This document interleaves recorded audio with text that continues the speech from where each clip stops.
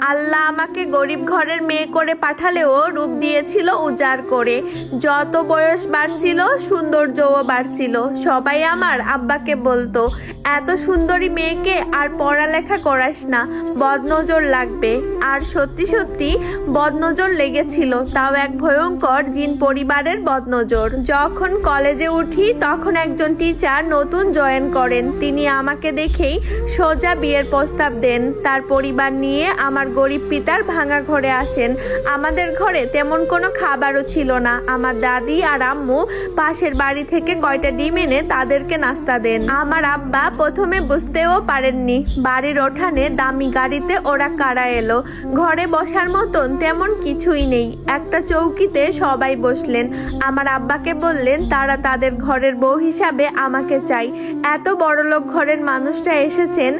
আব্বা খুশি হয়ে রাজি হলেন। পারিবারিক ভাবেই আমার বিয়েটা হয়ে যায়।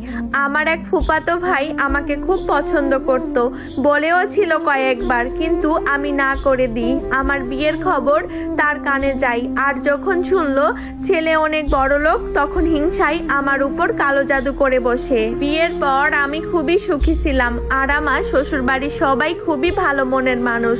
আমি এত ভালো স্বামী আর শ্বশুর বাড়ি পাবো কখনোই ভাবিনি। একদিন আমার শ্বশুর তার ব্যবসায়িক কাজে কয়েকদিনের জন্য বাহিরে গিয়েছিলেন। স্বামীও কলেজে। বাড়িতে আমি আর আমার শাশুড়ি মা ছিলাম। দুপুরে আমি আর আমার শাশুড়ি খেয়ে নিজেদের রুমে একটু জিরিয়ে নিচ্ছিলাম। হঠাৎ মনে হলো জানালা দিয়ে কেউ আমার নাম ধরে ডাকছে, ডালিয়া, এই ডালিয়া। আমি আশ্চর্য হয়ে জানালায় তাকিয়ে দেখি কেউ নেই ওখানে। তাহলে কে এমন করে ডাকে? ভাবলাম কোনো দেবর হয়তো মজা করছে। যদিও আমার নাম ধরে ডাকার মতন সাহস এখনো কারো হয়নি। আমি একটা সময় ঘুমিয়ে পড়লাম। দিনের বেলায় স্বপ্নে এক বামুনের মতন লোক আমার ঘরে আসলো। তার শরীর থেকে তীব্র আতরের গন্ধ বের হচ্ছিল। সে আমার কাছে এসে বলল, মাশাআল্লাহ, আমার বউ এত সুন্দরী। ডালিয়া, উঠো, আমি তোমায় নিতে এসেছি। তুমি শুধু আমার, আমি তোমাকে নিয়ে যাব। আমার হাতটা ধরে যেন টানছিল। আমি চিৎকার করে উঠি। শাশুড়ি ছুটে আসেন। তখন বিকাল হয়ে গেছে।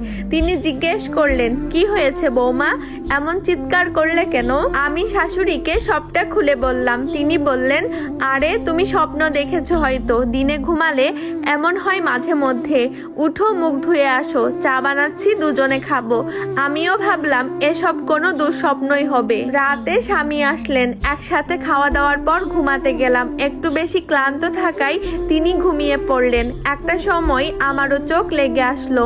কানে ভেসে এলো সেই পুরুষ কণ্ঠ, ডালিয়া, এই ডালিয়া।